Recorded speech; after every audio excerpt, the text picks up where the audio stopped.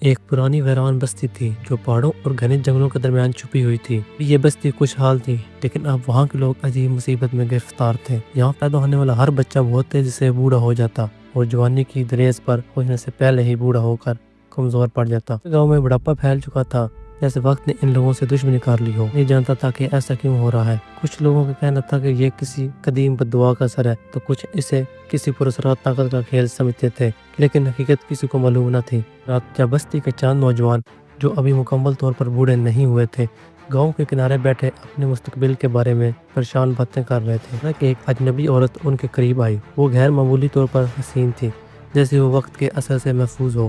اس کی آنکھوں میں ایک پراسرار چمک تھی۔ وہ لوگ جو مصیبت میں گرفتار ہو، اس کا حل موجود ہے، اس نے مدھم آواز میں کہا۔ سہل، ایک نوجوان نے بے صبری سے پوچھا۔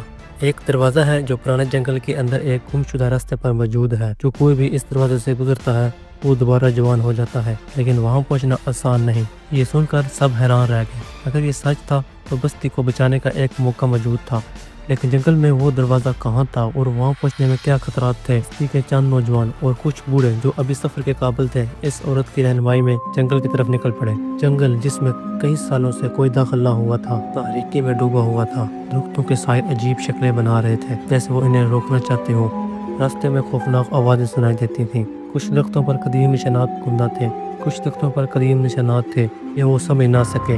پرندے خاموش تھے اور ہوا میں ایک بوجھل سی سنسنی پھیل چکی تھی۔ چلتے چلتے وہ ایک پراسرار غار تک پہنچے، جس کے اندر مکمل اندھیرا تھا۔ یہی راستہ ہے، عورت نے سرگوشی میں کہا۔ غار کے اندر ایک قدیم پتھر کا دروازہ کھڑا تھا، جس پر عجیب و غریب نشانات اور تحریریں کرندہ تھیں۔ جیسے ہی وہ دروازے کے قریب پہنچے، ان کے دل زور زور سے دھڑکنے لگے۔ صرف وہی لوگ گزر سکتے ہیں جو واقعی نئی زندگی چاہتے ہیں، عورت نے کہا، لیکن ایک قیمت چکانی ہوگی۔ کیسی قیمت؟ ایک بوڑھے نے پوچھا۔ جو کوئی بھی اس دروازے سے گزرے گا وہ اپنی پرانی یادوں کا ایک حصہ ہمیشہ کے لیے کھو دے گا۔ سن کر سب خاموش ہو گئے۔ جوانی کا خواب تو ہر کسی کو تھا، لیکن کیا وہ اپنی زندگی کی قیمتی یادیں کھونے کے لیے تیار تھے؟ کچھ لوگ پیچھے ہٹ گئے، لیکن کئی بوڑھوں نے آگے بڑھ کے دروازے سے گزرنے کا فیصلہ کیا۔ جیسے ہی وہ دروازے کے پار پہنچے، ایک چمکدار روشنی پھیلی اور لمحہ بھر میں وہ پھر سے جوان ہو گئے۔ ان کی جھریاں بھرے چہرے چمکدار ہو گئے اور ان کے کمزور جسم طاقتور ہو گئے۔ لیکن جب انہوں نے پیچھے مڑ کر اپنے بچپن یا پرانے عزیزوں کو یاد کرنے کی کوشش کی، جیسے ان کی پرانی زندگی کا ایک حصہ ہمیشہ کے لیے کھو چکا تھا، میں واپس آئے، لیکن اب وہ وہی لوگ نہیں تھے جو پہلے تھے۔ جو یادیں انہوں نے قربان کی تھیں وہ کبھی واپس نہ آ سکیں۔